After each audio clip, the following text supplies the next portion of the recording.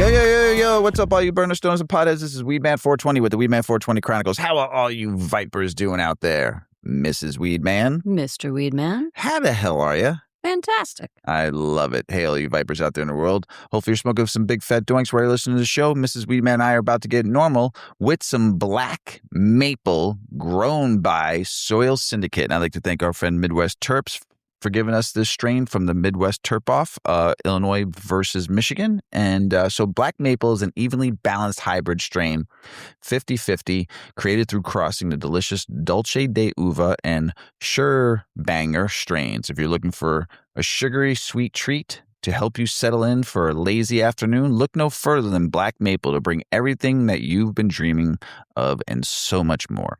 The bud packs a sweet and sugary candy-like taste with hints of maple syrup, sour citrus, and a touch of spicy black pepper in each and every toke. The aroma is just about the same, almost like you're sitting next to a plate of pancakes topped with sweet maple syrup, butter, I hope, sliced citrus, and for some reason, a pile of spicy black pepper. The black maple high will settle in slowly, beginning with the creeping cerebral sense that slowly lifts the spirits and infuses you with a heady happiness. A relaxing body high comes next, sinking in with a subtle waves of ease that soon turn heavy and sedative, locking you down to the couch. Thanks to these potent effects and its insanely high THC percentage, black maple is often suggested to treat conditions including chronic stress, anxiety, chronic pain, insomnia, nausea or appetite loss, and depression or mood swings. This bud has long triangle-shaped forest green nugs with long, thin orange hairs and chunky golden white crystal trichomes. And I like to thank the Soil Syndicate Farms for this black maple I'm about to smoke while Mrs. Weedman tells you about 8decades.com. Yes, head on over to 8decades.com. That's EIGHT, decades.com. That is where you're going to find our cannabis lifestyle brand. Mr. Weedman and I wanted to continue our advocacy, and we wanted to do that through some products that can get the conversation going about cannabis. Maybe you don't stash these things. You put them out because they're nice looking. But we've got rolling trays. We've got storage containers. We have grinders, all sorts of good stuff. You're also going to find on our website a link to the podcast and some background information on us and some Weedman 420 swag. Yay. So head on over to 8decades.com, sign up for our newsletter. That'll get you free shipping on your first order. And you'll learn more about us and hopefully pick up some really great goods while you're there. Make sure you check out 8decades.com, everybody. Like I always say, if you support 8decades.com, we get to pay our producer, Shawty. So that tastes pretty good. Yeah. I like it. It's nice. Good smell, too. So, Ms. Weedman. Mr. Weedman. When people talk about big cannabis facilities, they're usually exaggerating. Not this time. Cannabis Campus is home to an incredible operation featuring approximately 75,000 square feet of rented space, along with an additional 30,000 square feet dedicated to transportation and logistics. This facility was built to support serious cannabis business growth from seed to sale. Inside, you'll also find roughly 35,000 square feet dedicated to infusion operations, 15,000 square feet for extraction, and a large-scale cultivation space designed to support modern cannabis production.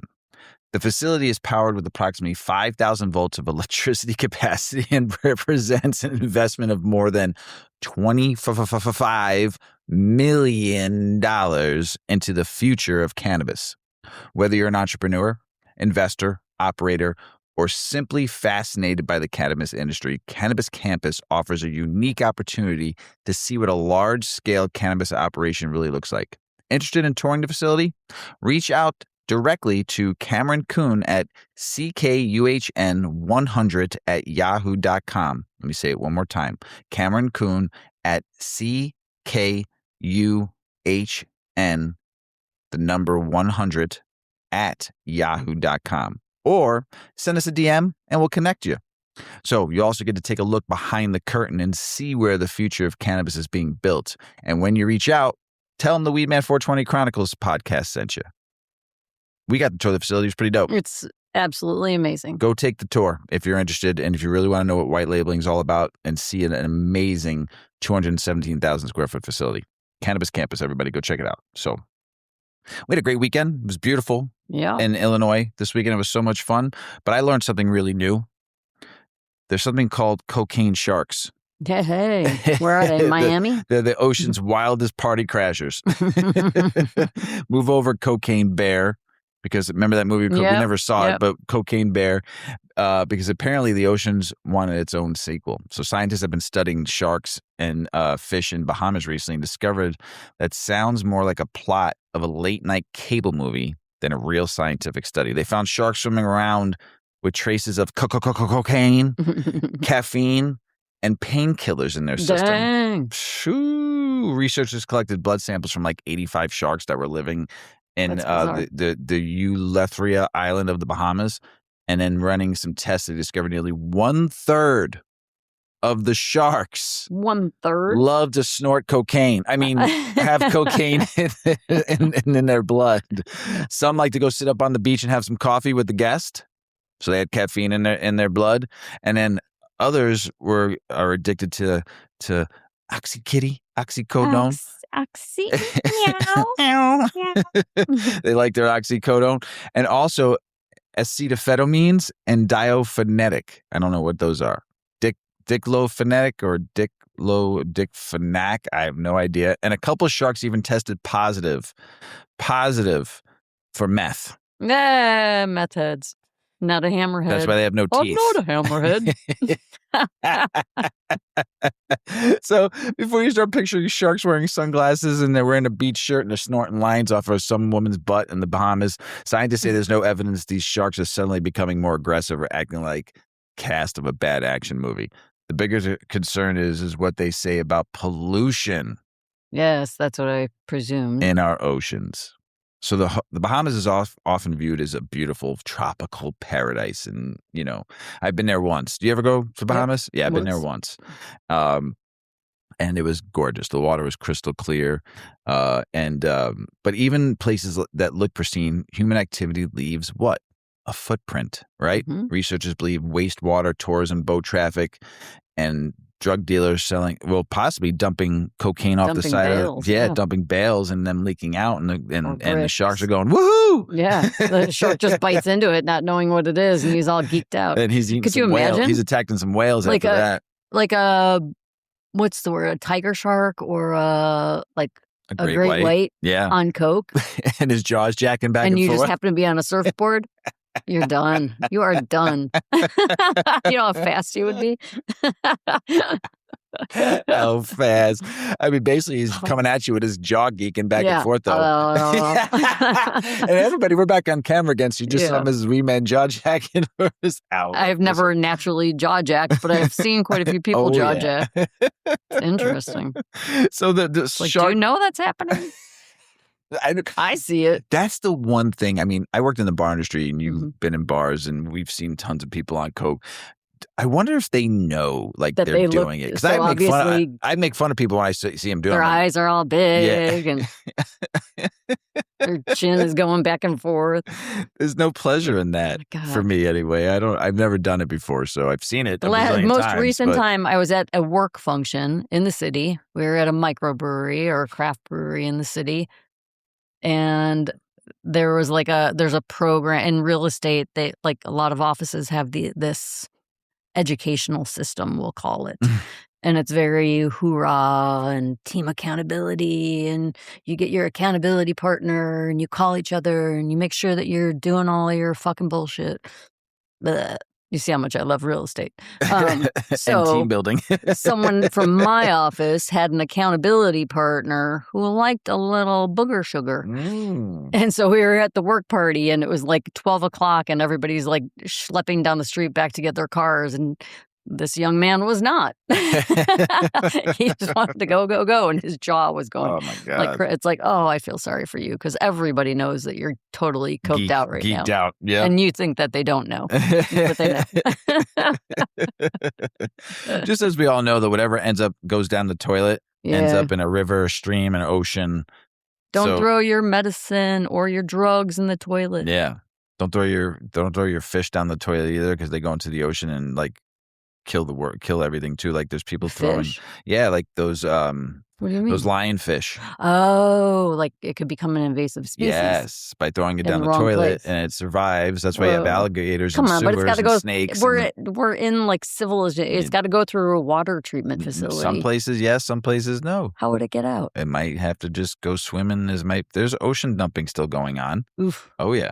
Oh, I know, but not here. Not No, right here. but in a lot of areas Yeah. though. So yeah, invasive species. I mean, they find gators in New York all the time Yeah. in the sewers because people get them as pets and they get too big and like, oh, I'm Yeah. going to dump this thing down the sewer. Oh yeah, now it's just eating everyday healthy those 3.2 billion rats that live in the sewers.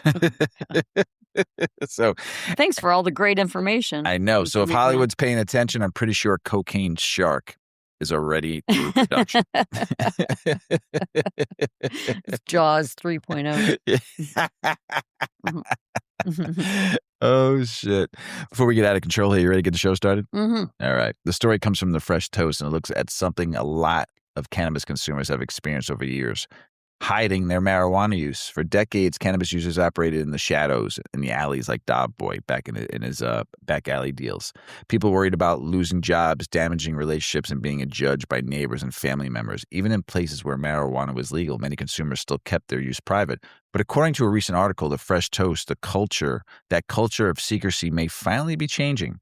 The article points out that cannabis has undergone one of the biggest image makeovers in modern history. We once viewed as a symbol of rebellion or criminal behaviors, increasingly being seen as something more ordinary. People now openly discuss using cannabis for relaxation, sleep, stress management, pain relief, and overall wellness. Television shows, movies, celebrities, athletes, and even parents are talking about marijuana in ways that would have nearly unthinkable 20 years ago. One reason for the shift is simple: legalization. Millions of Americans now live in states where cannabis is legal, either medically, recreationally, or both. Public support also has reached historic highs. Recent surveys show that nearly 9 out of 10 Americans support legalization in some form, whether for medical use, recreational, or both. As laws change, many consumers feel less pressure to hide their use from friends and family. But the article also highlights an important reality. Even though attitudes are improving, Mrs. Weedman, we talk about this all the time, stigma hasn't completely disappeared. Many cannabis consumers still think twice before talking about marijuana at work. Some employers continue to enforce strict drug policies. Others worry that admitting cannabis use could affect promotions, professional opportunities, or how coworkers view them. In some industries, even legal cannabis outside of work can still create complications. Family dynamics can also play a role. While younger generations may control discussing cannabis, some older relatives still carry beliefs shaped by decades of anti-marijuana campaign. As a result, many consumers are open about their use with friends, but remain selective about who else knows. This article notes other interesting trends. Cannabis is increasingly becoming part of the mainstream lifestyle culture. As more people move away from alcohol or explore wellness-focused alternatives, marijuana is being discussed alongside with other everyday choices rather than being treated as some kind of unusual or taboo. Researchers and industry surveys have found growing numbers of consumers viewing cannabis as part of the broader wellness and lifestyle routine. That doesn't mean everyone is lighting up and posting it on social media. Many consumers still value privacy, and that's not necessarily because they're ashamed. Some simply view cannabis the same way they view other personal habits. They don't feel the need to announce it to the world. In a way, that may be one of the biggest signs of normalization. The goal for many consumers was never to make cannabis the center of identity. It was simply to be treated like any other adult making a personal choice. The Fresh Toast suggests we're entering a new era with cannabis users are becoming more comfortable being themselves. The secrecy that defined previous generations is fading, even if it hasn't disappeared entirely. So the question may no longer be, do cannabis consumers still hide their use? The better question might be, why would they need to? As legislation spreads and public opinion continues to shift, cannabis is becoming less of a secret and more of conversation. And for an industry that spent decades in the shadows, that's pretty remarkable change. I would say so. Yeah, so we had friends over, and they have young children. I guess this is like a cerebral, relaxing. It said it, yeah. Stone, yeah. Yep. Because I'm not tired. Okay, so our friends came over the weekend with their kids, and Dad works in the cannabis business as well. And it dawned on me at some point, like, these children have never known illegal cannabis. They don't know what the war on drugs is. They don't know what the DARE program is. They don't have any, like, internal, like, dialogue about cannabis other than that their dad sells it and they probably smell it a lot. Yeah. Their dad consumes it. And we were smoking it around them. They weren't they were riding their bikes, but we were smoking it in the garage. Yeah. So. I noticed one of the kids kind of stopped and looked, like, maybe just to pay attention to see, like, that we were doing it, but not, like, it didn't phase not at all. The kids at all. Not at all. It's just interesting. Like, these kids won't know the stigmas. Yep. And especially that their families in the industry too. So they just know, they'll learn. Cool. Yeah. I think it's super cool. Super, super cool. Yeah. You know, that kids nowadays are going to learn about cannabis the right way, you know? So tell us a little bit about Medical Cannabis 101. Yeah. Everything patients should know. Yep. International High Life. This comes from one of their articles. Medical cannabis has come a long way from the whispered conversations and shady stereotypes of weed. According to International High Life's Medical Cannabis Guide, cannabis is now being recognized around the world as a legitimate therapeutic option for a growing number of medical conditions. While researchers are still learning more every year, the guide highlights how patients and healthcare providers are increasingly turning to cannabis as part of modern medicine. The article starts with some basics, clarifying that cannabis contains hundreds of compounds, with the two most talked about being THC and CBD. THC is the compound responsible for the euphoric high associated with cannabis, while CBD is non-intoxicating and is often used for its potential therapeutic effects. Both interact with the body's endocannabinoid system, a network involved in regulating pain, mood, appetite, sleep, and other important functions. One of the biggest areas of medical cannabis use is chronic pain management. Patients dealing with conditions such as arthritis, nerve pain, and other long-term pain disorders often report relief from their symptoms. The guide also discussed how medical cannabis is commonly used to help manage chemotherapy-related nausea, stimulate appetite in certain patients, and reduce muscle spasms associated with multiple sclerosis. And it can also assist some people living with seizure disorders. The article emphasizes that medical cannabis isn't a miracle cure. Patients can respond differently, and finding the right product, cannabinoid ratio, and dosage often requires some trial and error. That's one reason many medical professionals recommend the classic approach of starting with a low dose and gradually increasing as needed. Another key point is that medical cannabis comes in many forms. Patients may use oils, tinctures, capsules, edibles, vaporizers, and even topical products. Each delivery method works differently, affecting how quickly the medicine takes to effect and how long the effects can last. For example, inhaled products typically act faster, while edibles can take longer to kick in but may provide longer-lasting effects. The guide also reminds readers that cannabis isn't completely risk-free. Potential side effects can include dizziness, drowsiness, dry mouth, impaired concentration, and temporary cognitive effects. Individuals with certain mental health conditions or those taking other medications should really discuss use with their healthcare professional to avoid unwanted interactions. Perhaps the most important takeaway is that medical cannabis is becoming less about stigma and more about patient education. As research expands and regulations evolve, patients have more information than ever to make informed decisions alongside their healthcare providers. The goal isn't simply getting high. It's improving quality of life, managing symptoms, and giving patients another tool that may help them feel better. And honestly, if cannabis can help somebody eat a meal, sleep through the night, or get through the day with less pain, that is a conversation worth having. Yes, it is.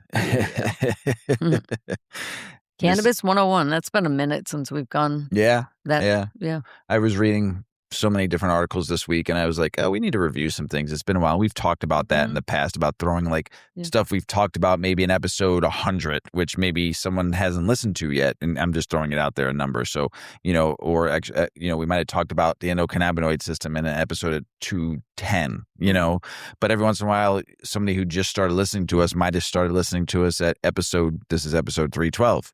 This might be their first time. So sometimes it's fun to review, and sometimes I still like to review stuff because we've talked about so many different things over the years, and I talk about cannabis 24/7, 7 days a week. But there's some stuff too you might have forgot because it was so long ago that you talked about it, and it might have just been something small because we talk about so many big things too that, oh shit, yeah, I forgot about that. Oh wow, that's amazing. So yeah, a good review every once in a while always is great. I learn by repetition. So the next story comes from JAMA Network Open, and it looks at something that should be common sense, but now that has the science to back it up. Mixing cannabis edibles and alcohol before getting behind the wheel is a really bad idea. Researchers found that combining the two can impair driving performance as much as or even more than alcohol alone at the legal limit. The study examined what happens when people consume THC-infused edibles and alcohol together. Researchers were interested because co-use is becoming increasingly common. As legal cannabis markets expand, more adults are combining edibles with social drinking, especially at parties, concerts, even sports events, and other recreational settings. Yet, more previous research focused on smoked cannabis rather than edibles. To better understand the effects, participants completed driving-related tests after consuming cannabis edibles, alcohol, or combined of both. What researchers found was pretty striking. Even relatively low amounts of alcohol combined with typically retail dose of THC created significant impairment. Participants showed worse driving performances, reduced reaction times, poor vehicle control, and greater difficulty completing field sobriety tasks compared with using either substance alone. So one of the challenges with edibles is timing. Many consumers are familiar with the immediate effects of smoking or vaping cannabis. Edibles work differently. The effects can take much longer to appear, sometimes leading people to think they're not feeling anything and consume more. What is the number one rule? Start low. And go slow. Go slow. Then when alcohol is added to the mix, impairment can increase substantially without the individual fully realizing how effective they are. Researchers noted that many people mistakenly believe cannabis and alcohol somehow balance each other out. I can tell you right now, it doesn't. No. Personally, I could tell you, and backed by 100% data of Mr. Weedman and probably Mrs. Weedman, we could tell you they don't mix well at all. Like on a overconsumption is bad. Thank you. Yes, that's where I should have thrown in there. Like if you are smoking and you have a couple drinks, you should be fine. But having a night out and you're smoking and hardcore drinking, shots, excessive drinking for the night, you're just going to feel so You're going to bad. be looking at your clock spinning in circles around your room for hours. It's and bad. It's happened to me, because if you're drunk and then you smoke, nope. Like nicotine and alcohol too. If you're drunk, really drunk, and you smoke a cigarette, a ton of cigarettes, I'm done. Yeah. So just remember that if you're having a couple of pops, beers, and you smoke a J, you're going to be good. If you have one cocktail and you're smoking a J, you're going to be just fine. But if it's that pounding if it's a night out, stick with one. Yeah, stick with one. Where am I? Researchers noted that many people mistakenly believe cannabis and alcohol somewhat balance each other out. The science says otherwise. Instead of canceling each other out, the substance can create a compound effect that significantly reduces driving ability. Tasks that require attention, quick decisions making, and coordination become much more difficult. The findings are particularly important because law enforcement and public health officials continue searching for reliable ways to measure cannabis-related impairment. Unlike alcohol, where breath tests can provide a fairly clear indication of intoxication, cannabis impairment is more complicated. THC can remain detectable long after intoxication effects have worn off, making it difficult to determine whether someone is currently impaired. Researchers say the study highlights the need for better public education as legal cannabis become more widely available. Many consumers understand the risk of drunk driving. Fewer understand the risk associated with combining cannabis and alcohol, especially when edibles are involved. The takeaways isn't particularly complicated. If you're drinking, don't drive. If you're using cannabis, don't drive. And if you're combining edibles and alcohol, definitely don't drive. Sometimes science spends years and millions of dollars confirming something your designated driver has been trying to tell you all along. Still, studies like this are important because they provide real-world evidence that can help shape public health messaging, improve consumer awareness, and potentially save lives as cannabis legalization continues to expand across the country. For cannabis consumers, the message is simple. Enjoy responsibly, plan ahead, and make sure the only thing getting baked is the edible, not your driving record. So I think it's always good to remind yourself of that, and even learning people. I mean, I've done it. I'm not perfect. I've driven home buzzed up. I've driven home on weed. I mean, it's just, it's happened in my life. I can't not deny it. But the one thing I will never, ever, ever do in my life ever again is get behind the wheel, drunk and high at the same time. No. I wound up doing like 2 miles per hour down the street and, getting people beeping at me a mile long. So nope. Mrs. Weedman knows I don't drive anymore really when we're out popping it up and having some weed. Yeah, we don't really go anywhere anymore. Yeah. And we don't really go overboard anymore. We're pretty No, I can't stand the hangover the next day. So yeah. But I'm sure there'll be another one in my life that'll happen that way. I'm not saying it'll never happen again, but at home. So I can just crawl to my bed. So cannabis provides significant improvements in pain for fibromyalgia, rheumatoid arthritis, and osteoarthritis. Yep. Ooh, that's a lot. Tell us about them as we might. Yeah, this is a new study. We talk about these topics quite a bit. We go through bouts because these studies get released and then multiple people will write on them, focusing on different aspects of the study. But this is an update, a different study than we've covered before. So if you've ever talked to somebody living with fibromyalgia, rheumatoid arthritis, or osteoarthritis, you've probably heard the same story. Chronic pain can make even the simplest daily activities feel like a full-time job. A new study covered by Marijuana Moment suggests cannabis may offer meaningful relief for people dealing with these conditions. Researchers from the University at Buffalo, the University of Michigan Medical School, and More Better recruited 164 California patients living with chronic pain conditions. The study included 64 participants with fibromyalgia, 25 with rheumatoid arthritis, and 75 with osteoarthritis affecting the knee or hip. Over a 12-week period, participants were assigned different cannabinoid formulations and tracked their symptoms, including pain levels, sleep quality, mental health, and physical functioning. The results were encouraging. Researchers found significant improvements in nearly every symptom category they measured.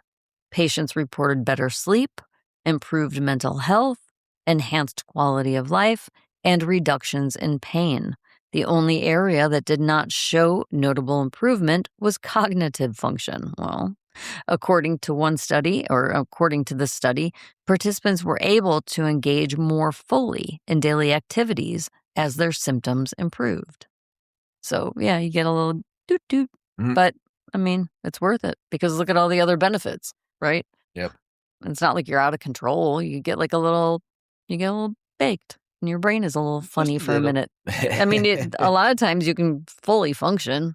Yep. I would say conversation and fine motor skills are probably the biggest things that are different, like outwardly noticeable. Right. But not like big motor movement, like walking, like movement is fine. It's just like, I don't know, it's little things. Yeah. I don't know. Sometimes you feel a little bit like robotic. Like a robotic? Yeah.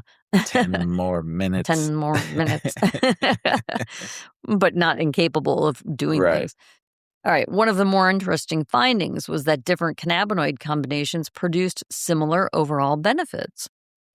Some products contain both THC and CBD, while others focused on non-intoxicating cannabinoids such as CBDA, CBG, or CBC. Researchers concluded that both THC-containing and non-intoxicating cannabinoid formulations may provide therapeutic benefits for chronic pain patients.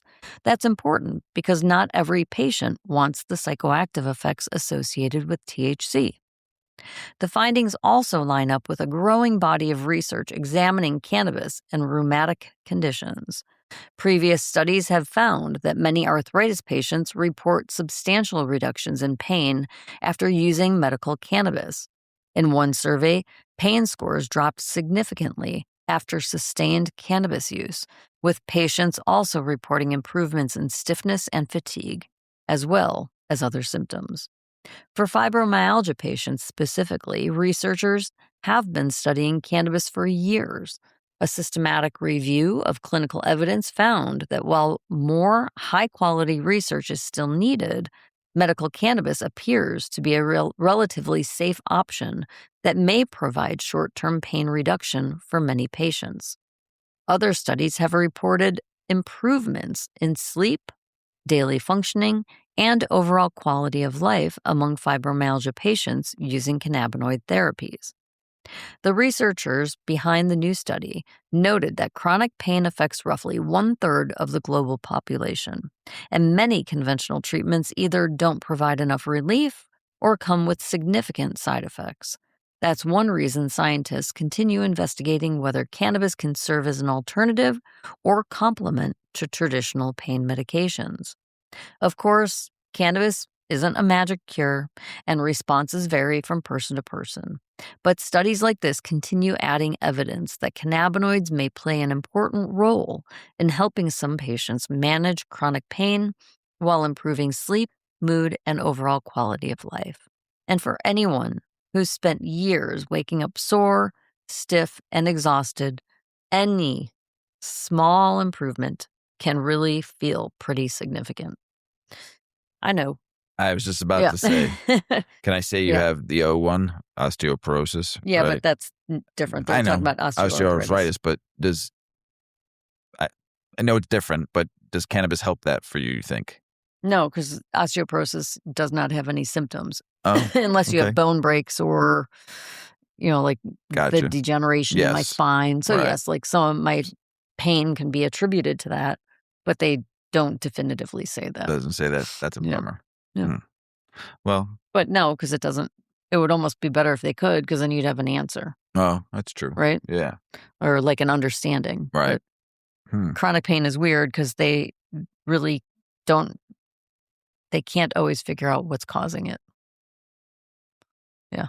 And it's hard to describe and explain. For your cannabis help your chronic pain though in some ways? In some ways, I yes, have some not ways, no? found, I have personally, so I have chronic pain. It's kind of migrating pain. I've got some that is always in certain areas, like neck and shoulders and upper back and lower back. But then I've got other pain that migrates around, and it varies from day to day. And I have not found a solution necessarily for any of it. Gotcha. I have recently been exploring, as you know, doing CBG, like a 50-50, mixing my cannabis with 17% CBG flower and doing like a 50-50 ratio. And then I've been back to taking the full spectrum CBD drops tincture. And we have an edible that I've been microdosing during the day that has CBG in it as well. CBD in it and also for inflammation. and I think you also take one with THCV in there too. But I've been taking the CBD one more. So I've been trying to really push the CBG into my body. And I do, like, today feels pretty decent. But did I do anything magical that I know yesterday? No. Right. So it's a learning curve. Gotcha. And I think that's important, though. Like, we just went over Cannabis 101. Now we're talking about this. That it is really trial and error and getting as much information as you can, talking to people, going on different groups, maybe on social media, and asking questions, to other pain patients and, what do you use? I haven't done that. Like, you can even just search in groups sometimes and get the information you need. Yeah, that's a good idea. Yeah. I haven't done RSO. I know a lot of people have find RSO to be really helpful, and I've only used that at sleep time, and it's amazing. Yeah, you want to go to sleep, yeah, sleep, and quick. You go to bed and you wake up. Yeah. That's it. Yeah. So it's just a learning curve. So be patient and Hopefully you find your spot. Yeah. Yeah.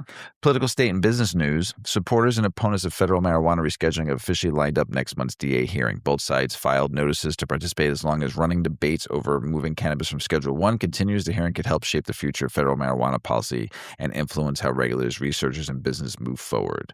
Miami officials continue dealing with cannabis-related policy discussions as Florida marijuana industry remains one of the nation's largest and most closely watched markets. Regulators, businesses, leaders, and advocates are keeping a close eye on the future legislative developments that could affect patients, consumers, and operators throughout the state.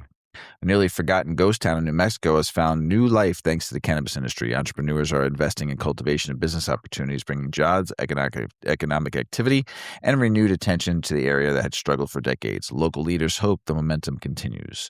New Department of Veteran Affairs documents provide insights on how veterans' access to cannabis-related discussions and treatment options could expand if marijuana is federally rescheduled. While some restrictions would remain in place, advocates say the change could help communications between veterans, healthcare providers. Nothing says bureaucracy like needing a flow chart just to figure out if you can talk about a plant. Questions are growing about the future of cannabis seed sales in the United States as lawmakers and regulators continue examining hemp and marijuana policies. Industry participants are concerned that future restrictions could impact home growers, breeders, and seed companies if they had operated a rapidly evolving landscape. Leave it to the government regulators to look at seed and then see some paperwork. Researchers and manufacturers are exploring hemp-based plastics as an environmental friendly alternative to traditional petroleum-based packaging. I hope that happens. Supporters believe hemp materials could reduce waste, lower environmental impact, and create new opportunities for agricultural producers while helping companies meet sustainability goals. One day, your package might arrive wrapped in hemp, making it the most relaxed box on the porch. A former Nebraska medical cannabis petition notary is appealing criminal convictions connected to signature-gathering efforts. The case remains closely watched by advocates and legal observers as questions continue surrounding election procedures, petition requirements, and the future of medical cannabis reform in the state. A leading marijuana reform organization says Congress is unlikely to stop potential federal ban on certain hemp-derived THC products this year. Industry members remain concerned about the lawmakers may approach intoxicating hemp products as regulators continue searching for a long-term policy solution. The hemp industry keeps checking Washington the same way people check weather apps before a barbecue. Now passing that joint over to you, Mrs. Weedman. Yep. Got some more political, state, and business news. A Republican Attorneys General coalition is working to challenge the federal marijuana rescheduling process, arguing that the administration may be overstepping its authority. This effort could add new legal hurdles to an already lengthy process that many cannabis advocates hoped was nearing a conclusion after years of debate. California collected nearly $248 million in marijuana tax revenue during the latest reporting period, demonstrating the continued economic impact of the state's legal cannabis market. While businesses still face challenges from taxes and competition, cannabis remains a significant source of funding for state programs and services, as it should. A Texas firefighter is challenging his termination after testing positive for THC linked to medical cannabis use. The case highlights the ongoing conflict between workplace drug policies and evolving cannabis laws, particularly for professionals working in safety-sensitive positions, where employers maintain strict substance regulations. Nothing says modern America like needing a lawyer to explain whether medicine is medicine. More seniors in Salt Lake City are turning to cannabis edibles to help manage aches, pains, sleep issues, and everyday discomfort. As stigma continues to fade, older adults are increasingly exploring cannabis products as part of their wellness routines while seeking alternatives to traditional medications. Grandma's purse used to hold mints and tissue. Now, I think she's got some gummies, too. Seniors have become one of the fastest growing consumer groups in the industry. Many report using low-dose edibles to support relaxation, mobility, and sleep while carefully navigating product options and dosage recommendations. Retirement goals can now include comfy shoes, early dinners, and how many milligrams you'll consume each day. Federal lawmakers continue debating whether hemp-derived THC products should face new restrictions. Some congressional leaders acknowledge that stopping a potential ban would be difficult as regulators wrestle with concerns surrounding intoxicating hemp products and the rapidly expanding marketplace built around them. Every time Congress talks about hemp, the rule book somehow gets thicker than your holiday recipe binder. Always. Virginia's governor acknowledged that some family members and friends disagree with her decision to veto marijuana-related legislation. The comments offer a glimpse into how cannabis policy debates are no longer confined to legislative chambers, but are increasingly becoming discussions around dinner tables as well. Nothing spices up a family gathering quite like politics and cannabis in the same conversation. A new national survey shows overwhelming support for marijuana legalization among Americans. Public approval continues reaching record levels across political affiliations, age groups, and regions, reflecting a dramatic shift in attitudes compared to previous generations and adding momentum to ongoing reform efforts nationwide. At this point, agreeing on cannabis may be easier than agreeing on where to order takeout. Minnesota lawmakers approved legislation aimed at streamlining the state's emerging cannabis industry. Supporters say the changes could reduce regulatory burdens, improve business operations, and help the legal market develop more efficiently as officials continue building out the state's cannabis framework. Small medical marijuana operators in Arkansas are evaluating how potential interstate commerce could reshape their market. While broader trade opportunities could create growth, smaller businesses will worry that they will struggle competing against larger companies with greater resources and production capacity. Small businesses everywhere know the feeling of showing up to compete and realizing the other guy brought a bigger wallet. Back over to you, Mr. Weedman. Thanks, Mrs. Weedman. Federal lawmakers are urging the IRS to quickly issue tax guidance for marijuana businesses as rescheduling processes move forward. Industry operators are hoping for clarity on tax rules that have long created financial challenges, particularly in the federal restrictions that prevent many cannabis companies from claiming standard business deductions. Vermont lawmakers approved modest updates to the state's cannabis market regulations aiming to improve operations with supporting licensed businesses. Officials say the changes are designed to address industry concerns and help legal market continue developing in a sustainable, competitive manner. Cannabis distribution giant Cannabis has grown into one of the industry's most influential logistic companies, helping connect brands with retailers across multiple states. By streamlining delivery and inventory management, the company has positioned itself as a major player in an evolving legal cannabis marketplace. Chicago hemp shop owners are preparing for major changes, and Illinois lawmakers consider tightening restrictions on hemp-derived THC products. Business operators warn that the new regulations could face some stores to close, while supporters argue stronger oversight is needed to protect consumers. Telehealth services are making it easier than ever for patients to obtain medical marijuana certifications from home. Great. Supporters say the process improves accessibility, particularly for people with mobility issues and limited transportation options. While critics continue debating oversight and regulatory standards, we officially live in a world where we can get a medical cannabis card without changing out our pajamas. Virginia lawmakers are exploring whether marijuana sales legalization language can be included in the budget proposal after previous legislation was vetoed. Supporters hope the strategy could increase pressure for action and keep the conversation moving despite political setbacks. When Plan A fails, lawmakers immediately move to Plan B, C, and occasionally Plan Z. Changes to federal firearm paperwork could create a path for medical marijuana patients to a region's certain gun ownership rights. Advocates argue the revisions acknowledge evolving cannabis laws, while critics say broader policy reforms are still to fully resolve the conflict. Tennessee finalized new hemp regulations that will prohibit the sale of THCA products beginning July 1st. The decision has generated concerns among retailers and consumers who rely on hemp-derived products, while regulators say rules provide needed clarity for the marketplace. Louisiana governors signed legislation creating penalties for smoking marijuana near college campuses. Supporters say the law addresses public use concerns, while opponents argue it adds unnecessary criminal penalties, and the state has gradually expanded access to cannabis in recent years. Illinois has doubled the cannabis possession limits. Yay!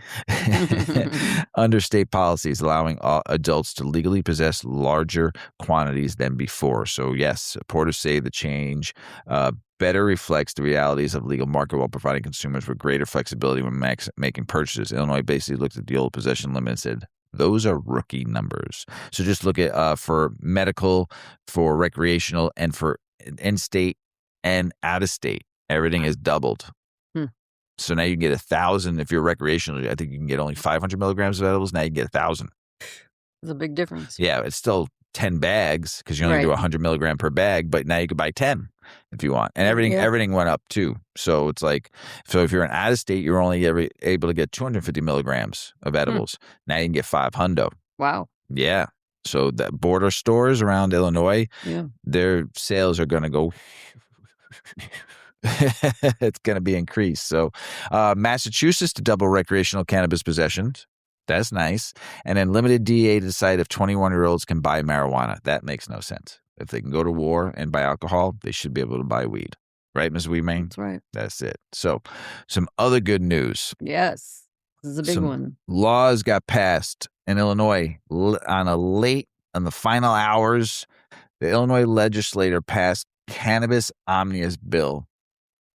Yay. You know why? Because they passed the possession, got raised for rec med and out-of-state, in-state. And then also all of these laws Mrs. Weedman is going to tell you about that got passed. And there's one that I'm very excited about. I'll let you take it over, Mr. Weedman. Tell us about it. Yeah, this is a good article. It came from our friend Jason over at Illinois News Joint. If you're not aware, if you want to know all things Illinois cannabis, go to Illinois News Joint, sign up for their newsletter. They've got like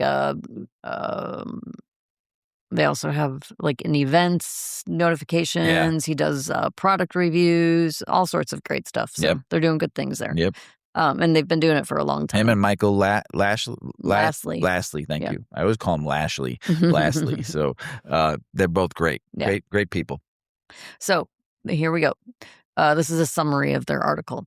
This is their actual article. I thought it was important to keep all these facts in play. So, in the final hours of the legislative session, the Illinois House and Senate passed the most comprehensive amendments to laws pertaining to the cannabis and hemp industries in the state.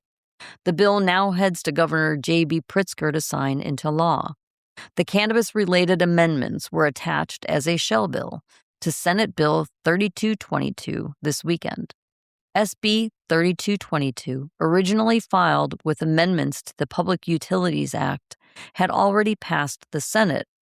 House legislators passed the cannabis and hemp amendments to SB 3222 and then sent the bill back to the Senate for a final vote. SB 3222's hemp and cannabis-related changes include, number 1, creating the Illinois Hemp Act and regulatory rules. 2, creating a social equity experience lottery for infuser licenses, including hemp business operators.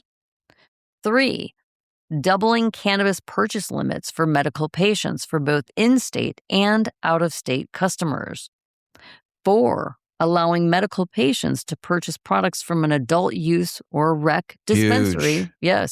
In Illinois. That means getting your medical benefits at every dispensary. There was only 52 of them in the state that you can go to now. Now you can go anywhere. Right. 5, adding dispensary pickup or drive-through services. Imagine for the amount of people with disabilities, what a game changer this is. It's huge, right? Or just people, the convenience, or the intimidation. People don't want to go inside. They feel uncomfortable about it. They don't want to be seen. They don't want their friends knowing they go to a dispensary. Whatever the reason is, that's going to be huge. They're going to double business, I bet. 6, establishing a cannabis transporter storage site program.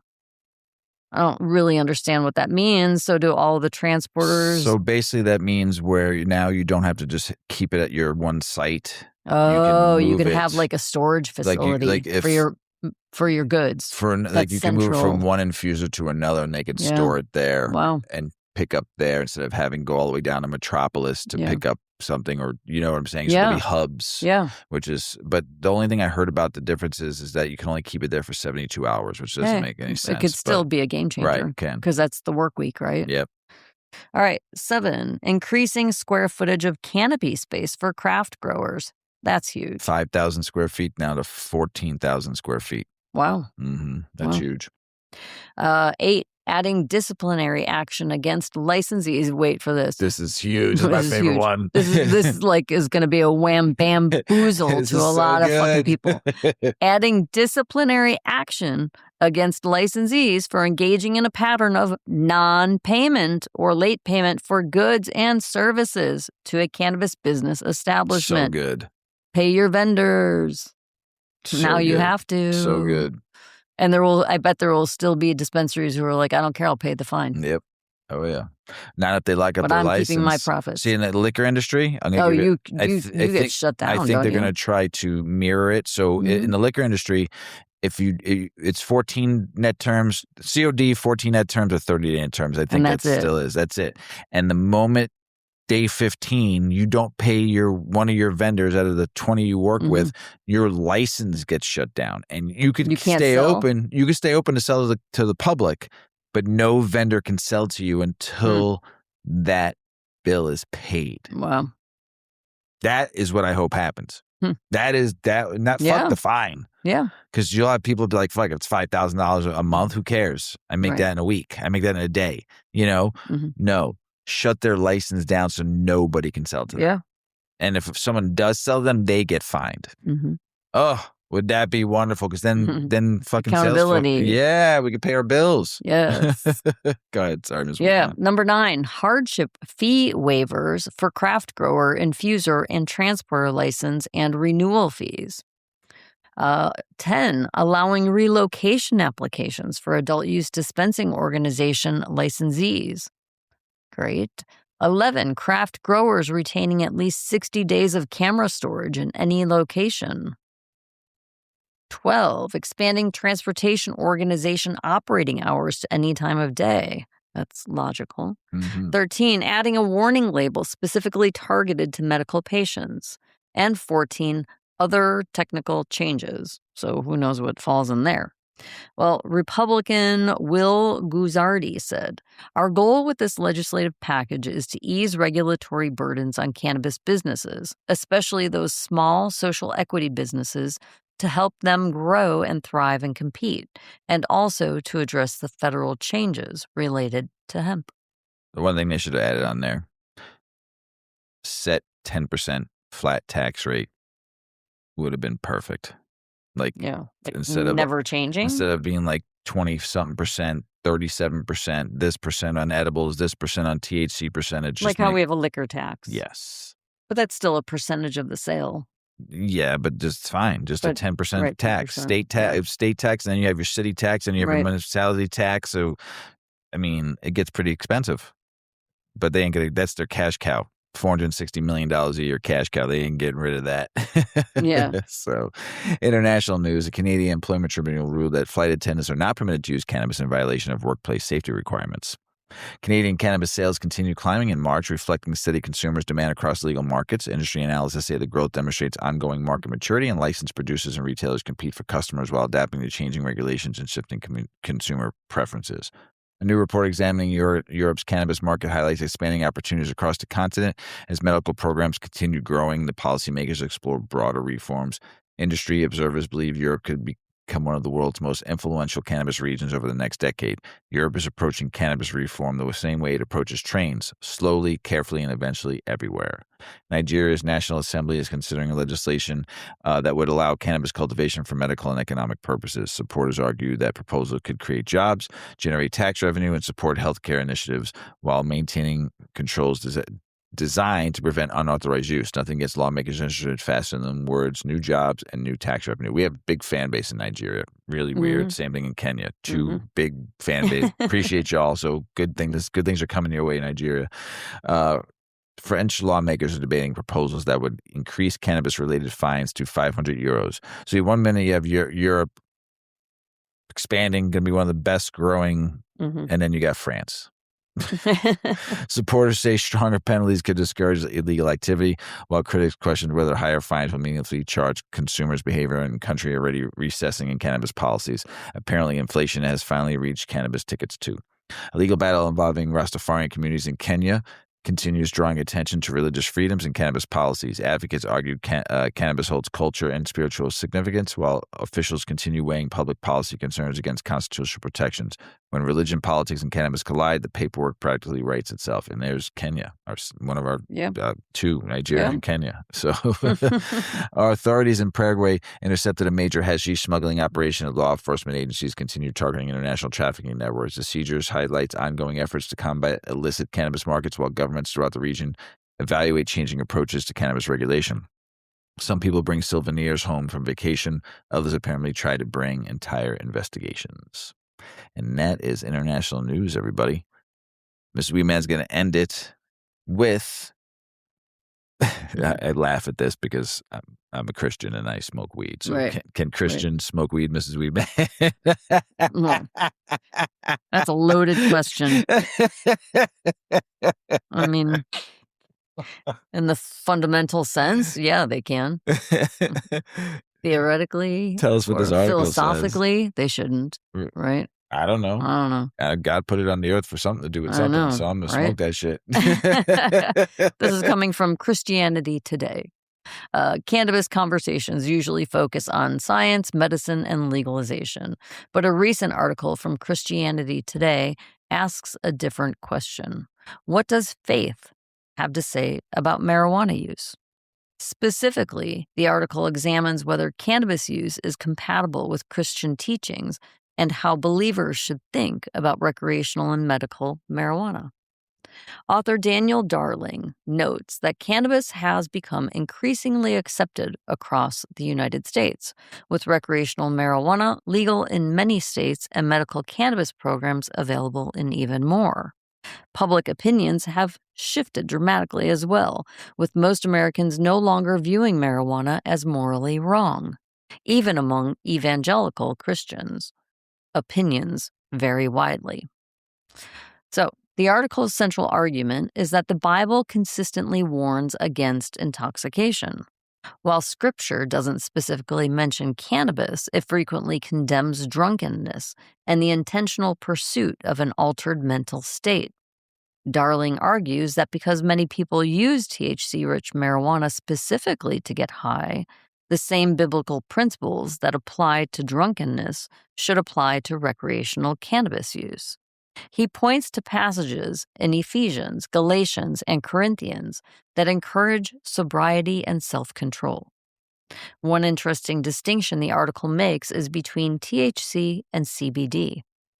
THC is the primary psychoactive cannabinoid responsible for intoxication, while CBD generally does not produce a high.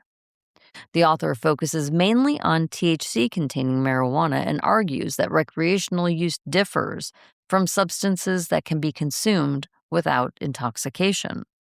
The article also discusses health concerns associated with heavy cannabis use, including potential mental health effects, dependency issues, and impaired cognitive function.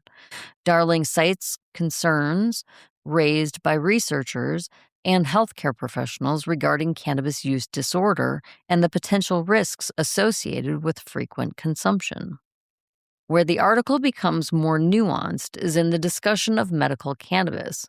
Darling acknowledges that marijuana may have legitimate therapeutic benefits for certain patients and points out that Christians have historically accepted the medical use of substances that would otherwise be inappropriate recreationally.